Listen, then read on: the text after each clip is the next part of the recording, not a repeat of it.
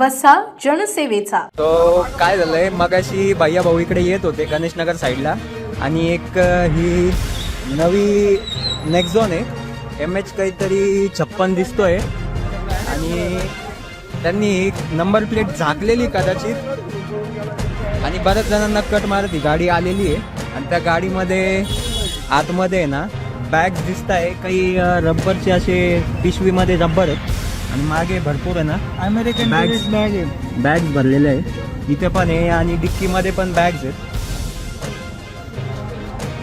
तुम्ही बघू शकता. आणि ते पोरं जे होते 3 जण होते ना, किती 3 जण होते, 3 जण पळून गेलेले.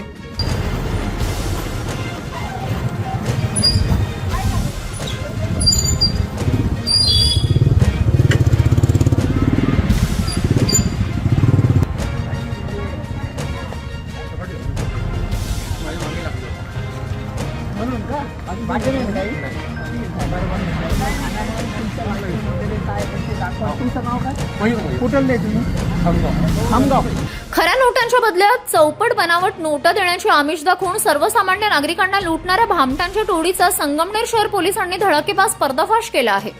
2 लाख रुपये खरे द्या आणि बदल्यात 8 लाख रुपये मिळवा असे आमिष दाखवत खेळण्यातील चिल्ड्रन बँक ऑफ इंडियाच्या नोटांच्या जोरावर फसवणुकीचा काळा बाजार सुरू होता. शहरातील जनता नगर परिसरात पोलिसांनी सापळा रचून ही टोळी जेरबंद केली.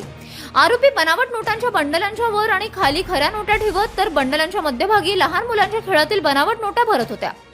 वरून बंडल अस्सल दिसत असल्याने नागरिक सहज जाळ्यात अडकत होते.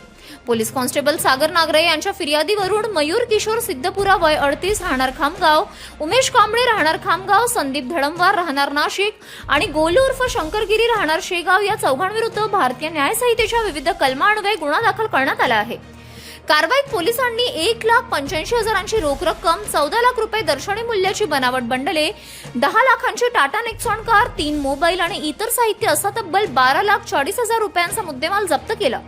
या टोळीने यापूर्वी किती नागरिकांना गंडा घातला, यामागे आणखी कोणाचे हात आहेत याचा कसून तपास आता पोलिसांनी सुरू केला आहे. City news.